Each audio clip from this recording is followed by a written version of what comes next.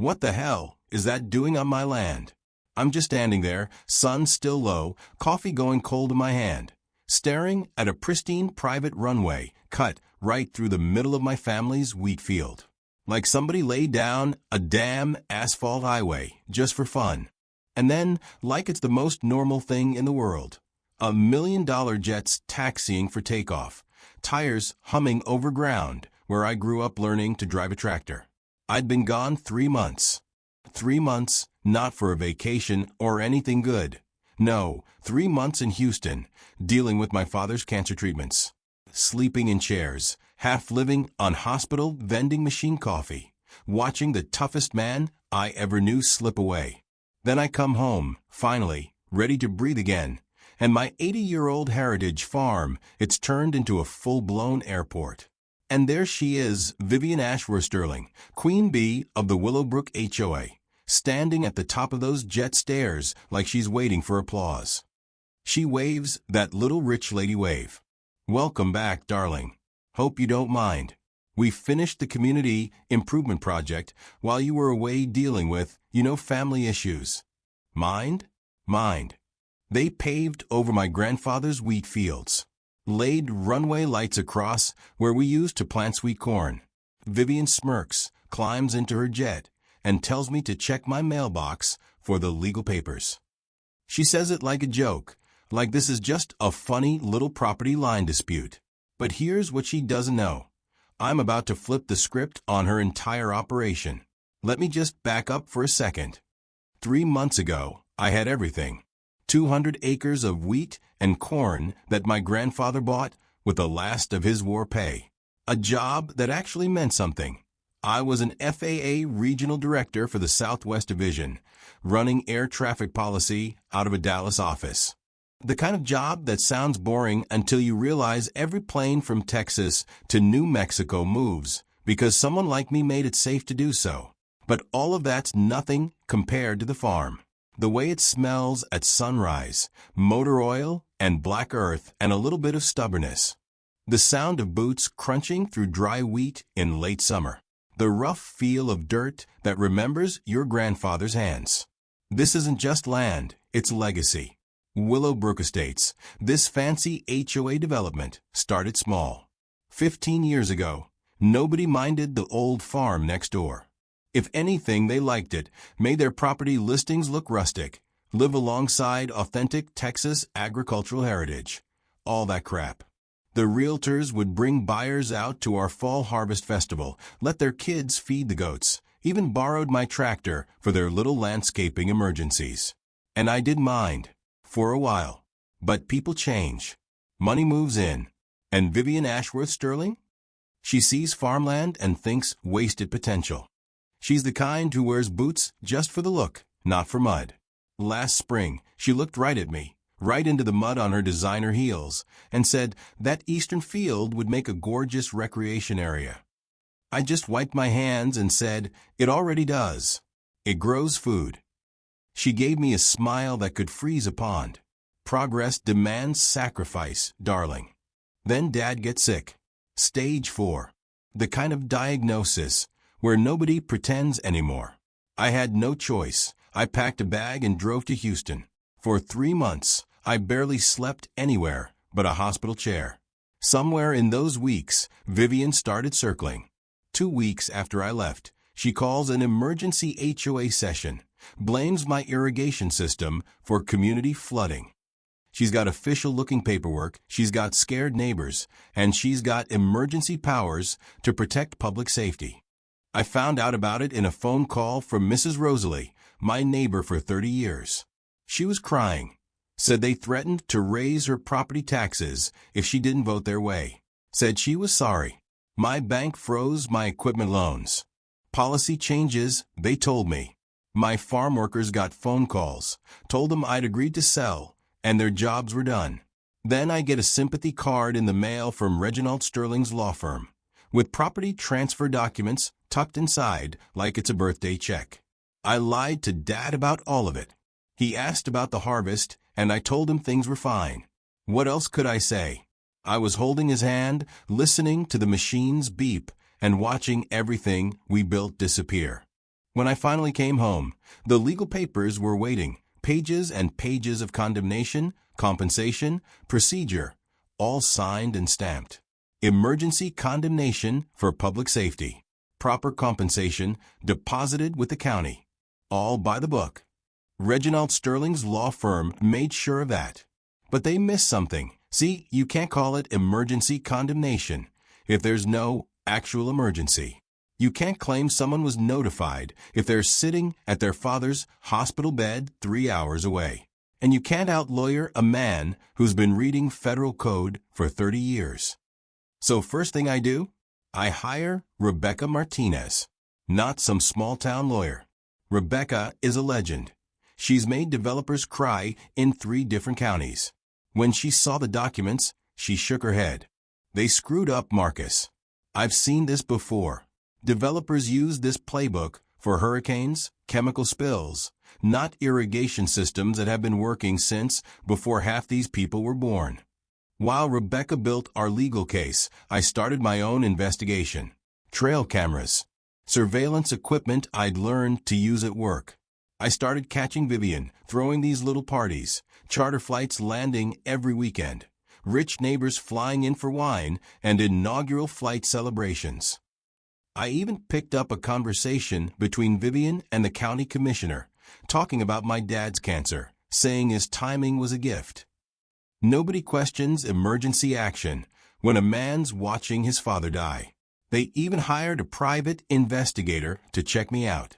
The report said I was probably some kind of airport maintenance worker with authority delusions. If only they knew. Rebecca filed the federal lawsuit Tuesday morning. Due process violations, fraudulent appraisals, illegal emergency declaration. The works. By Friday, Vivian fought back with her own tricks. Anonymous complaints poured into the FAA. Accusations that I was using my federal job for personal vendettas. Then every agency you can think of, EPA, OSHA, IRS, came knocking. Didn't matter that nothing stuck. The message was clear, back off or drown in paperwork. But then, Rebecca found the smoking gun. A $500,000 payment from the HOA to Lanier Aviation Consulting. I checked the Federal Registry. Lanier is owned by Reginald Sterling. They've been buying jets for a year, planning this airport since the day Dad got sick. But what they didn't know, I have access to every aviation database in the region. I control them. Every plane, every permit, every flight plan. That was the moment I made up my mind. I pulled out my phone and started documenting everything. Tail numbers, passenger counts, every violation. They wanted to play in my world? Fine. Because in aviation, I don't just make the rules, I enforce them. You still with me? Because this is where things really start rolling downhill. I started spending every free hour down at the edge of that stolen runway. The ground still felt like my grandfather's earth, but the scent was wrong. Diesel, rubber, jet fuel mixing with dew. Every time I heard an engine wind up, it felt like another slap in the face. I took pictures, logged every landing and takeoff. I even kept a notebook, dates, times, tail numbers, how many folks came off each plane.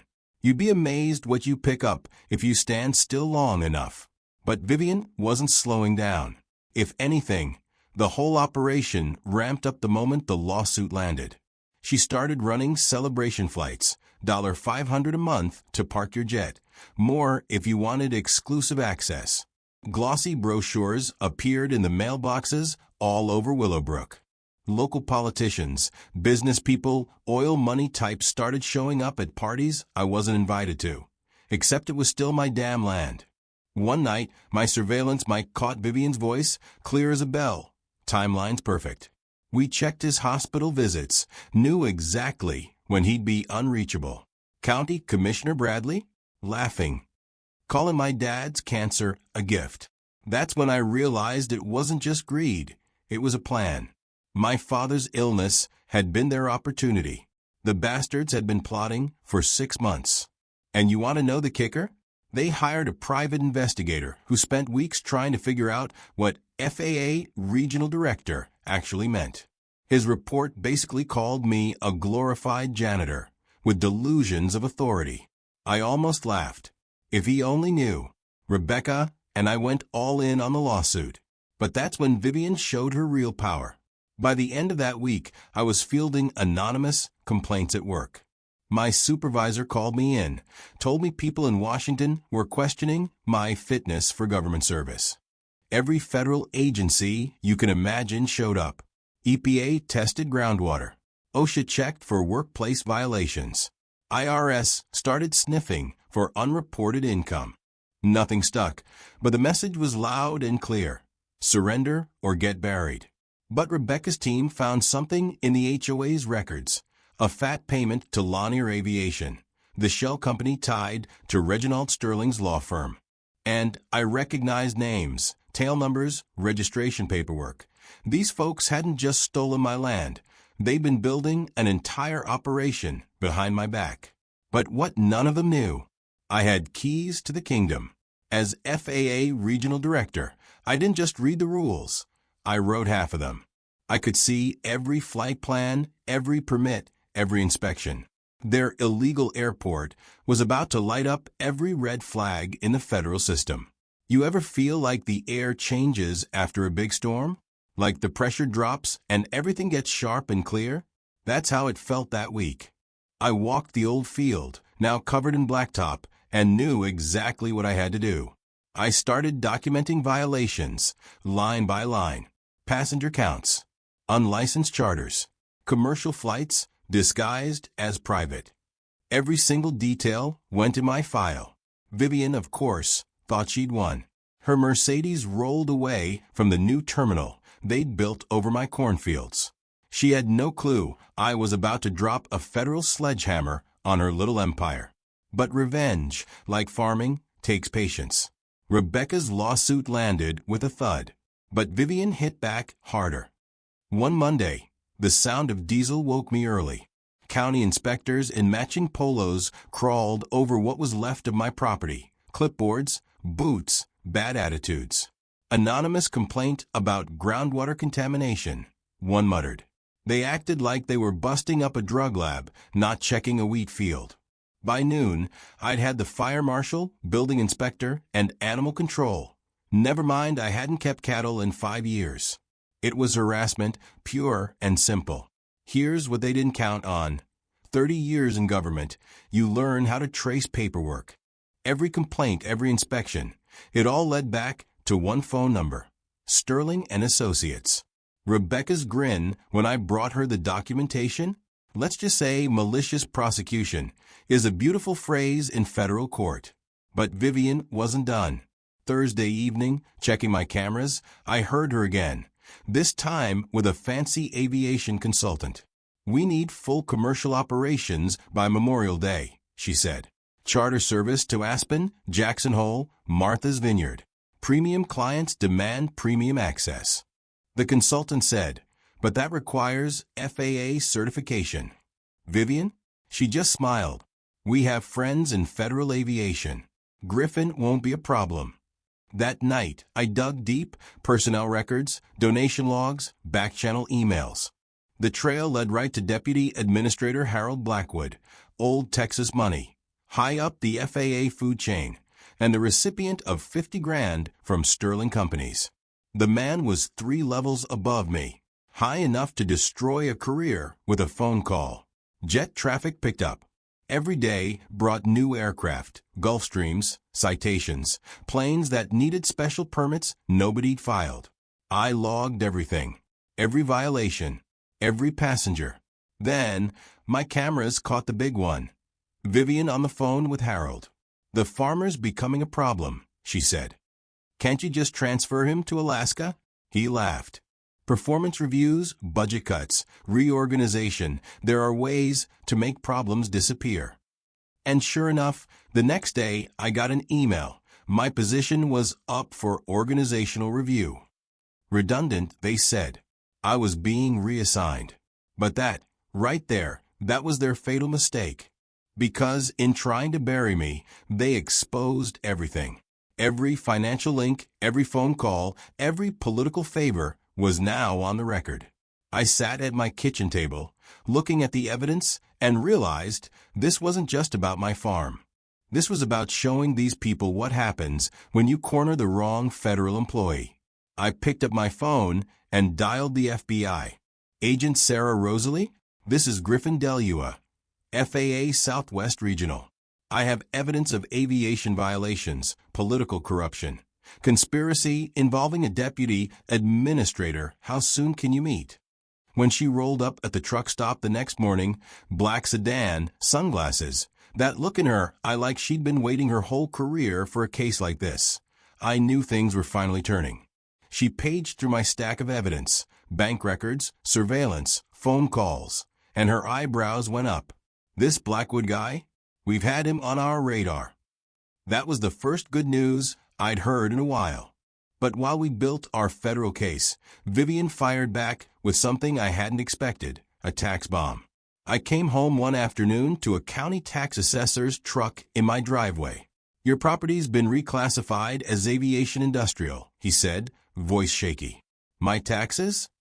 $47,000, due in 30 days. They couldn't steal the last of my land directly, so they taxed me out, bankrupt me, force a sale to one of their shell companies. That was when I called Sarah. They just weaponized the tax system. How fast can you audit a county for civil rights violations? She was already moving. Funny how federal scrutiny kicks in when it looks like whistleblower retaliation. Vivian wasn't done. The next week, a front-page hit piece ran in the local paper. Rogue federal employee terrorizes community leaders. Anonymous sources painted me as some kind of power-mad bureaucrat out to ground innocent neighbors for personal revenge. I mean, it'd be funny if it wasn't so disgusting. That night, though, Vivian made her biggest mistake. My surveillance gear picked up her meeting 3 men in expensive suits by the runway. The Griffin problem requires permanent resolution, she said. Can your people arrange an administrative accident? The suits quoted $200,000. Usual offshore account. That's when my blood went cold. They weren't just trying to ruin me. They were trying to erase me. I spent that night sitting in the dark at my kitchen table, hands shaking, copying every shred of evidence onto flash drives. I made backups in 3 different states. If anything happened to me, the whole pile would go to the FBI, congressional investigators, every news station I could think of. Sleep? Forget it. I watched the sun come up, wondering if it was the last time I'd ever see it from my own land. And then, just as I was about to pour my second cup of coffee, there was a knock at the door. Mrs. Rosalie stood there, God bless her, tears running down her face, hands shaking so bad she could barely hold her purse. Marcus, I'm so sorry, she said. They came last night. Vivian, that lawyer husband, HOA security. They said if I kept supporting you, they'd ruin my grandson's military career, pull his security clearance, destroy his future. You ever want to see a grown man cry? Listen to a woman in her 70s tell you she's being blackmailed just for standing up for her neighbor. Mrs. Rosalie, I said, please tell me you got this on tape. She gave me the first real smile I'd seen in weeks and pulled out an old flip phone. Honey, I've been recording everything since they threatened my taxes. My grandson showed me how before he left for Afghanistan. That was the light bulb moment. Vivian thought she'd isolated me, but she'd actually created an army. Every neighbor she bullied or threatened. They had receipts. They had recordings. They wanted justice. I called Agent Rosalie. We've got bribery, witness intimidation, conspiracy all on tape. How's tomorrow sound for warrants? She just said, perfect. Bring Mrs. Rosalie. Her testimony just made this a RICO case. That night, I couldn't sleep. Not even close. The weight of Dad's death, the farm, this war that had started as a simple land grab and turned into a federal crime, ring it pressed on my chest like a tractor tire. I did what I always do when my mind won't quit. I worked. Rebecca had dropped off 3 boxes of subpoenaed HOA records. Contracts, bank statements, paperwork I'd been avoiding. At 3 a.m., running on nothing but black coffee and spite, I found it. The HOA was broke. Not just cash poor, federally, criminally broke. $3 million in debt, infrastructure bonds up to their ears, and every penny flowing to Sterling Development, Vivian's family's company. They'd triple-billed the HOA for construction, then loaned the HOA money at 18% interest. And the kicker? That Runway wasn't about property values or community improvement. It was a desperate, last-ditch cash grab to avoid bankruptcy in prison. But I wasn't done. Cross-referencing tail numbers, permits, and shell companies, I traced everything back, every flight, every check, every fake company, to Sterling Family Holdings. Lanier Aviation, Texas Premier Charter, Southwest Executive Transport, all fraud. All using my land as their illegal hub. Standing in the field that morning, I finally stopped feeling angry. I started feeling cold. Strategic. This wasn't about getting my farm back. It was about destroying their criminal empire. I didn't need to win a lawsuit. I needed to give the feds enough rope to hang the whole bunch. Labor Day weekend was their big showcase, Vivian's grand opening for the aviation facility. She'd invited everyone, congressmen, state officials, business types. She wanted maximum publicity, maximum legitimacy. That was fine by me. The more the merrier. I called Sarah. Give me 3 months. I'll document every crime, every violation. Can you coordinate agencies without tipping them off? She said, what's your timeline? Labor Day, RICO, aviation, tax, corruption. I want life sentences. She just laughed.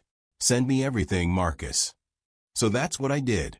I turned my old farm into a fortress of surveillance. Cameras hidden in irrigation pipes. Audio mics tucked inside birdhouses.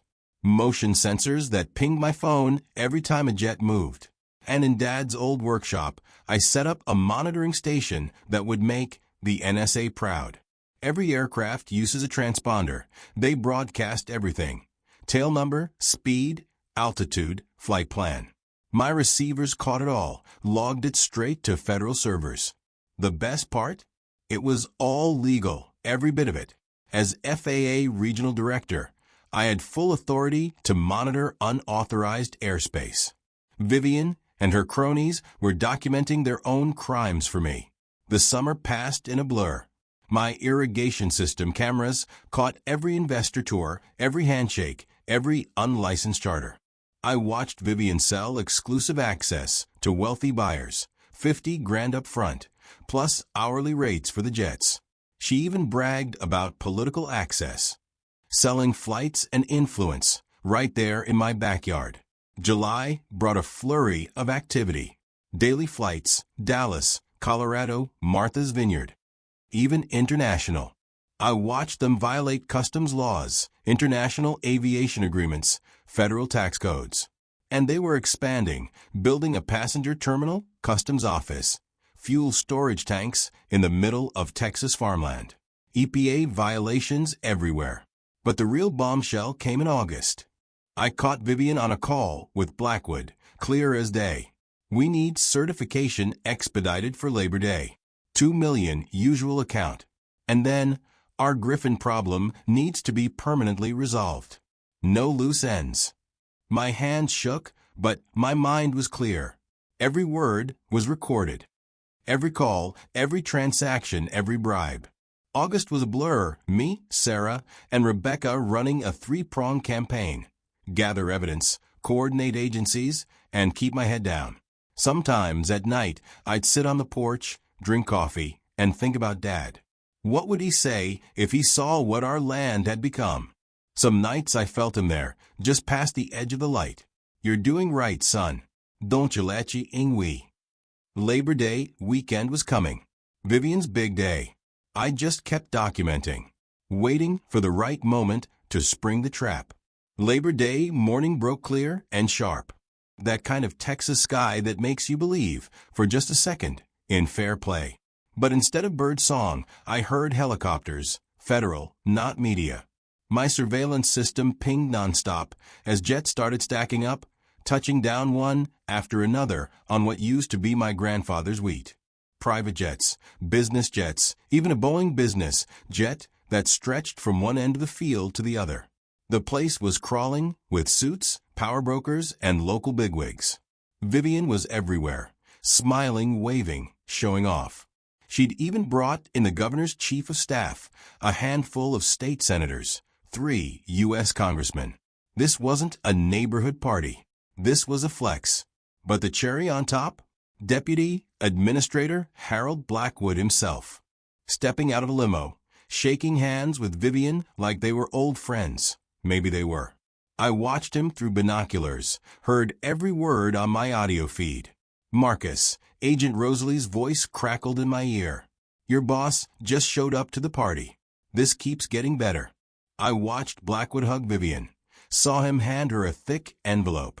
He took the stage with a practiced smile. As Deputy Administrator of the FAA, I'm proud to announce this facility has received full federal certification for commercial aviation operations. Except, of course, it hadn't. I'd never signed the paperwork.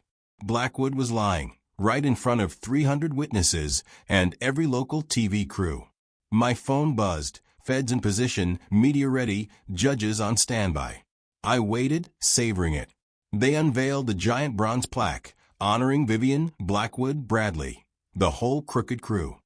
It was almost too perfect. Time to go. I stepped out of my surveillance nest, walked straight toward the crowd. At first, people moved out of my way like I was carrying a grenade. Even Vivian's voice faltered when she saw me coming. Ladies and gentlemen, I said, grabbing the mic, I'm Griffin DeLoqua, and I have something to share about this wonderful celebration. Security closed in, but I just raised my hands. No trouble. I just want to thank you all for coming to witness the largest federal aviation crime in Texas history. For the past 6 months, every one of you has participated in a criminal conspiracy. Land theft, illegal charters, permit fraud, bribery, even conspiracy to commit murder.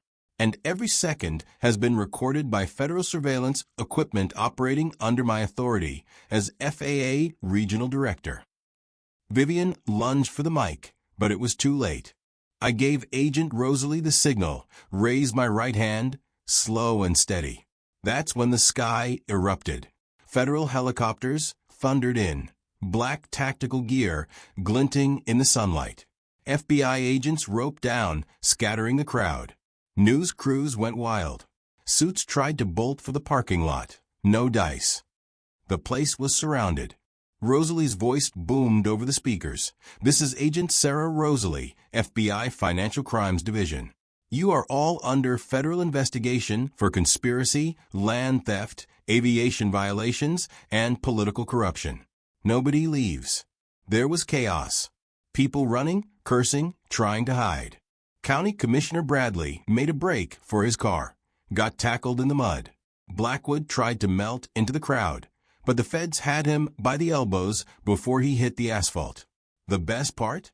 Watching Vivian, for once, speechless, frozen as Rosalie snapped handcuffs over her manicured wrists. She shrieked about rights, political persecution, the outrage of it all. Rosalie just said, "You have the right to remain silent," which I strongly recommend, since everything you've said for 6 months is on tape. I turned to the cameras. How long have I been planning this? Since the moment they stole my family's land while I watched my father die. Nobody steals from American farmers and gets away with it. Not on my watch. That day felt like a 6-month storm finally breaking. Jet engines that once sang of wealth now sat chained as evidence. 3 congressmen led away in cuffs. Reginald Sterling yelling about legal immunity. Even the private security thugs got read their rights. News choppers circled. Every station in Texas had the story, corrupt officials, fake companies, and a simple farmer who didn't back down. In the end, the justice wasn't fairy tale clean, but it was real. The federal judge moved fast. My land? Restored within a month. Emergency injunction. Agricultural protection. The runway torn up, sold for gravel. Vivian, 12 years in federal prison. Reginald, 15 for fraud and laundering. Blackwood got 20, plus a lifetime ban from public office. Commissioner Bradley, 8 years. The congressman resigned in disgrace. The best part? $53 million in seized assets, jets, and cash went straight to farming families hit by Sterling's scam across 4 states. Mrs. Rosalie's grandson kept his clearance, got a college fund, and she bought a new place near her daughter. Rebecca Martinez runs our legal clinic now, helping family farms fight back. Sarah Rosalie retired from the bureau. She's our chief investigator. And me? I started the Heritage Farm Protection Foundation with my share. We've helped almost 70 families stand their ground. Turned Dad's workshop into an office for legal aid and advocacy. Every morning I walk those fields, real wheat, real dirt, not a single goddamn runway light. I smell earth and coffee, not jet fuel. Some days I stand right where Vivian's plaque used to be and just listen to the birds. If I try hard, I can almost hear Dad's voice. You done good, son. We've turned the Old Harvest Festival into a statewide event. Kids, families, neighbors learning what farming is really about. Let me tell you, the biggest lesson wasn't about revenge. It was about never letting anyone convince you that you're powerless. I only beat them because I knew the rules better than they did. Every federal regulation I'd ever learned, every contact I'd made in 30 years, all of it became a weapon. You've probably got skills your own HOA doesn't know about, or your boss, or your neighbor, or whoever tries to push you around. Don't let them. Drop your story in the comments. Someone out there is fighting the same fight right now and needs to hear it. And don't ever let them take what's yours without a fight.